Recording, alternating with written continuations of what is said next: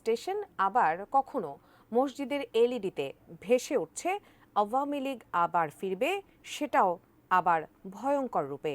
যা নিয়ে দেশ জুড়ে শুরু হয়েছে ব্যাপক আলোচনা সমালোচনা।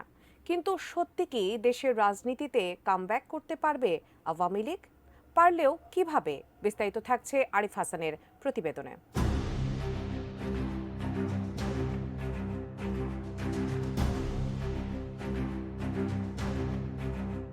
সদ্য বিদায়ী বছরের ২৪ অক্টোবর রাতে বগিলাইনচ্যুত হওয়ার ঘটনায় যখন ট্রেনের শিডিউল তছনছ, তখন কমলাপুর রেল স্টেশনের বহির্গমন পথের ডিসপ্লেতে ভেসে ওঠে আওয়ামী লীগ জিন্দাবাদ লেখা। রেল কর্তৃপক্ষের দাবি, কে বা কারা সফটওয়্যারের মাধ্যমে ডিজিটাল বোর্ডের সিস্টেম হ্যাক করে এই লেখা ইনস্টল করেছে। এ ঘটনায় ২ জনকে সাময়িক বরখাস্ত করেছে রেলওয়ে কর্তৃপক্ষ।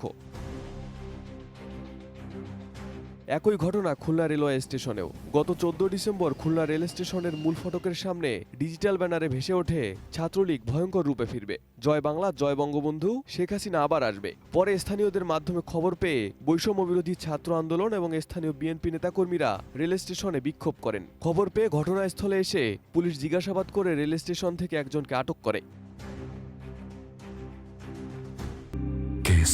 শেকড় থেকে শিখরে এমন কর্মকাণ্ডে বাদ যায়নি মসজিদও। গত ৩০ ডিসেম্বর দুপুরে ফেনী কেন্দ্রীয় বড় মসজিদের নামাজের সময়সূচির ডিজিটাল স্ক্রিনে প্রদর্শিত হয় আওয়ামী লীগ আবার ফিরবে, জয় বাংলা। এ ঘটনায় স্থানীয়রা তাৎক্ষণিকভাবে একজন অপারেটরকে আটক করে পুলিশের হাতে তুলে দেয়। এ ঘটনায় ফেনীর সব মসজিদ, মাদ্রাসা, বিদ্যালয় ও বিপণী বিতানে স্থাপিত ডিজিটাল বিজ্ঞাপনী বিলবোর্ড সাময়িকভাবে বন্ধ রাখার নির্দেশ দেন ফেনীর জেলা প্রশাসক।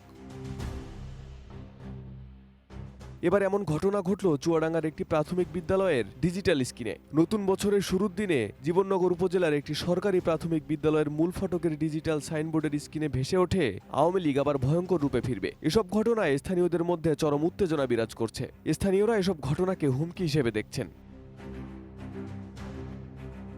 কিন্তু ডিজিটাল সাইনবোর্ড কিংবা দেয়ালে আওয়ামী লীগের প্রত্যাবর্তনের কথা লিখলেও আদৌ দেশের রাজনীতিতে দলটির ফেরা এতটা দ্রুত ও সহজ নয় বলে মনে করছেন বিশ্লেষকরা। কারণ জুলাই অভ্যুত্থানে গণহত্যার দায়ে দলটির অধিকাংশ নেতাকর্মীদের বিরুদ্ধে একযোগে হত্যা মামলা হয়েছে।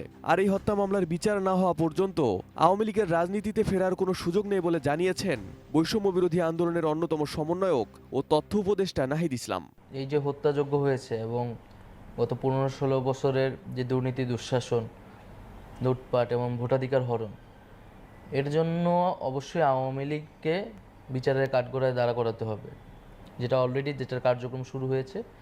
কারণ আওয়ামী লীগ দল হিসেবে এবং তাদের নেতাকর্মীরা ব্যক্তিগত জায়গা থেকেও এই সকল অপকর্মের সাথে জড়িত ছিলেন এবং এই গণহত্যার প্রধানতম তারা নির্দেশদাতা ছিলেন।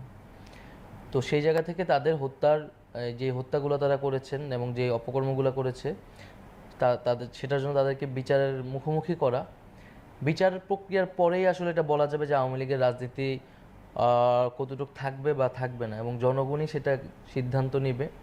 কিন্তু সবার আগে বিচারের আগে তাদের রাজনীতি বা তাদেরকে পুনর্বাসন করার কোনো সুযোগ নেই। জুলাইয়ের তীব্র আন্দোলনের মুখে গত ৫ আগস্ট দেশ ছেড়ে ভারতে আশ্রয় নিয়েছেন ক্ষমতাচ্যুত শেখ হাসিনা। এরপর একযোগে গা ঢাকা দিয়েছেন দলটির অধিকাংশ নেতাকর্মীরা। কিছু নেতাকর্মী গ্রেপ্তার হলেও বেশিরভাগই রয়েছেন এখনো আত্মগোপনে। বাংলাদেশের রাজনৈতিক ইতিহাসে কোনো দলের নেতাকর্মীদের একযোগে গা ঢাকা দেওয়ার ঘটনা এবারই প্রথম। Arif Hasan, ATN news.